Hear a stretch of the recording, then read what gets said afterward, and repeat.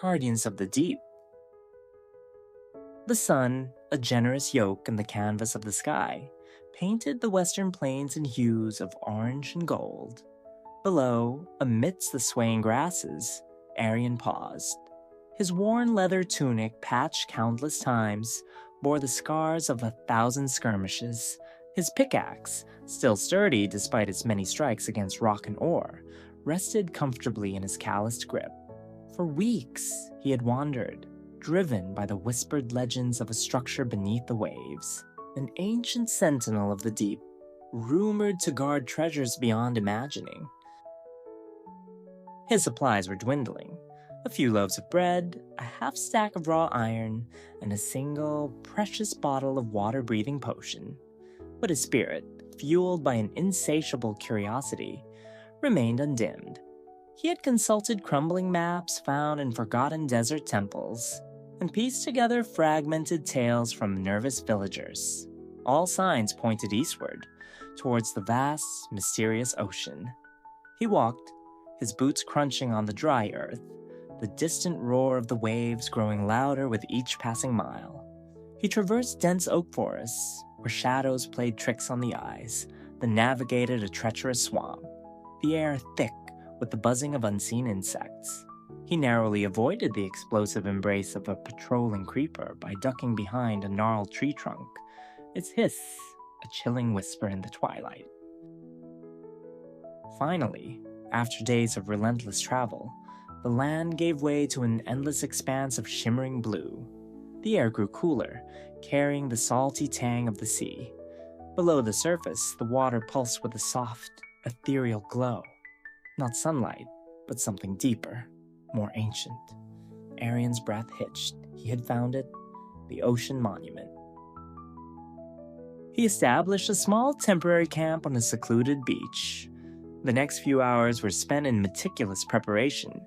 He crafted a sturdy iron sword, its blade gleaming in the last rays of daylight, and reinforced his shield. He carefully donned his best set of iron armor, its weight a familiar comfort. He then crafted a series of signs, affixing them to a line of fence posts that dipped into the water, a makeshift marker for his return. The twilight deepened and the stars began to prick the inky canvas above. He submerged himself in the cool embrace of the ocean. The descent was a journey into another world. The surface light quickly faded, giving way to an eerie twilight. Schools of vibrant fish, untouched by the dangers of the land, darted past.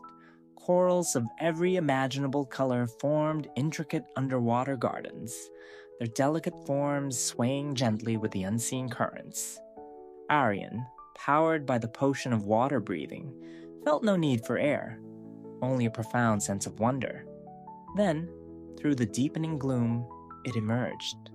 A colossal structure of dark, rough-hewn prismarine, its angular towers piercing the water like jagged teeth.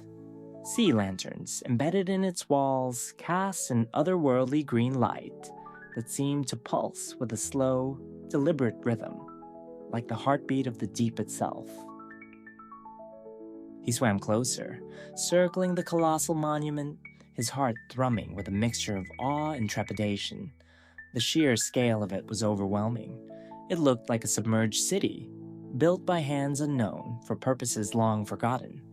As he approached one of its massive, arching entrances, a shadow detached itself from the gloom. It was a guardian. Its single large eye, a baleful yellow, fixed upon him. Spines, sharp and needle-like, bristled across its angular body. The guardian emitted a low, guttural growl that resonated even through the water. A thin, luminous beam of energy began to form from its eye, slowly solidifying, growing brighter. Arian reacted instinctively. He plunged deeper, narrowly avoiding the searing beam as it shot past, impacting a nearby coral formation with a muffled thwump. He felt a strange, heavy sensation, as if his limbs were encased in lead. Mining fatigue, the Guardian's curse. He knew then that these creatures were not merely passive inhabitants. They were the tireless, unwavering protectors of this underwater domain. he found a small, partially collapsed section of wall, a natural breach in the monument's formidable defenses. Slipping through, he found himself in a network of submerged corridors.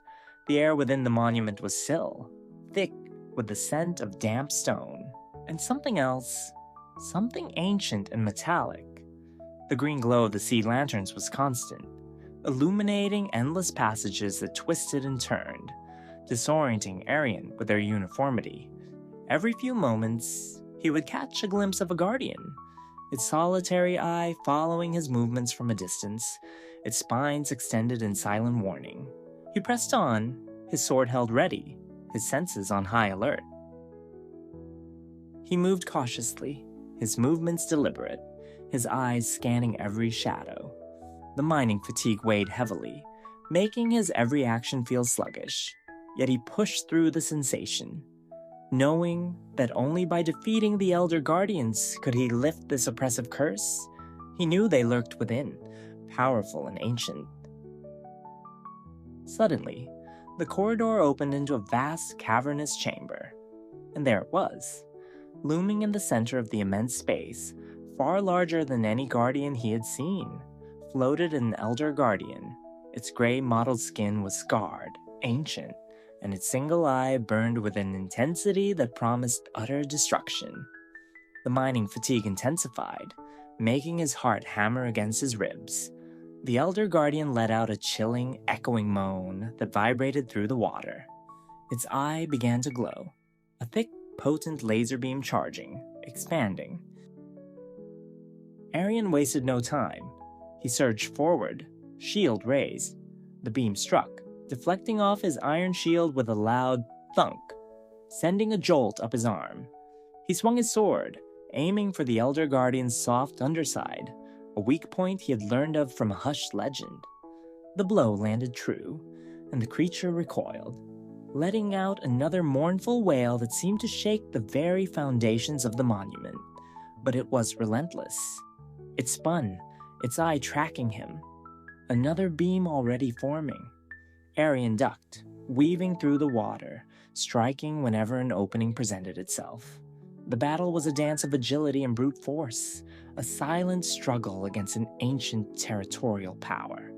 With a final, desperate lunge, Arian plunged his sword deep into its vulnerable underbelly. The Elder Guardian convulsed, its glow flickering, then slowly disintegrated into a cloud of shimmering experience orbs. The mining fatigue lessened, a welcome relief, but Arian knew there were more. He navigated the maze-like passages, guided by the still-present mining fatigue, knowing it would intensify near the remaining Elder Guardians.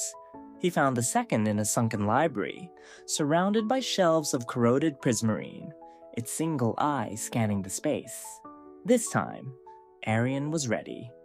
He engaged with brutal efficiency, the fight quicker, more decisive.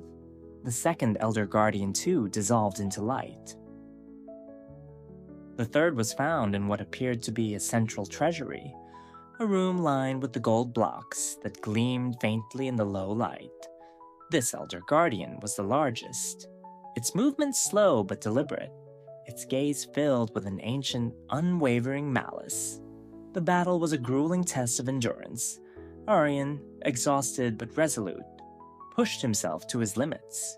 He dodged beam after beam, his shield ringing with impacts, his sword a blur of motion.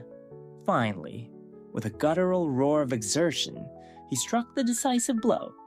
The third Elder Guardian shuddered, its ancient form collapsing into glittering motes of light. The oppressive mining fatigue lifted completely, and Arian felt a surge of strength, his movements once again unhindered. With the Elder Guardians vanquished, the true treasure of the monument lay before him.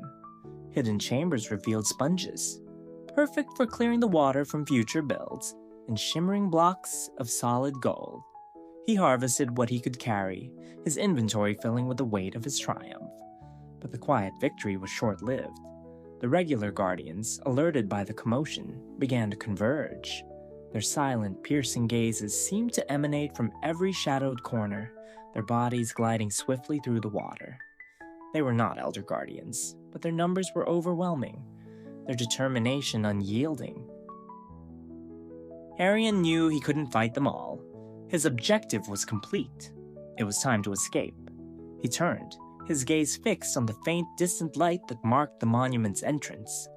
He swam with renewed vigor, pushing himself through the water, his sword held ready to fend off any immediate threats. A guardian would dart in, its eye charging, and Arian would parry or thrust, creating a path through the throng. He could feel the sting of their beams on his armor, the relentless pressure of their attacks.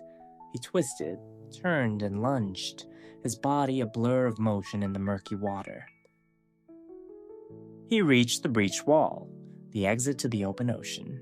With a swarm of guardians at his heels, he pushed through the opening, the cool, open water, a welcome sensation after the confines of the monument. He could see the faint glow of the surface above. The guardians, however, were not deterred. They pursued him into the open ocean, their laser beams slicing through the water, their eerie growls echoing in the deep. Arian kicked harder, his limbs burning with exertion. He could feel his water-breathing potion waning, the familiar need for air beginning to gnaw at him. He pushed himself faster, faster, the promise of fresh air, of sunlight, pulling him upward. The light above grew brighter, warmer, transforming from a distant glimmer to a welcoming glow. He burst through the surface, gasping, sucking in great gulps of air. The salty wind whipped around him, and the sun, now high in the sky, warmed his face.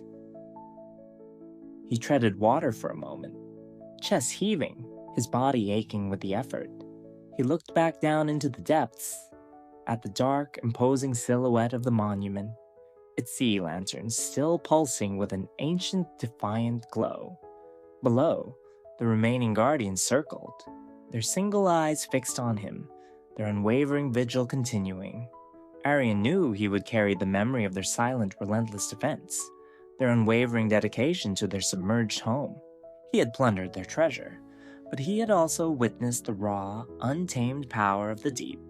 He turned towards the shore, towards the small camp he had made, his spirit invigorated by the harrowing journey, his pockets heavy with the hard-won gold, and his heart filled with a quiet respect for the guardians of the deep.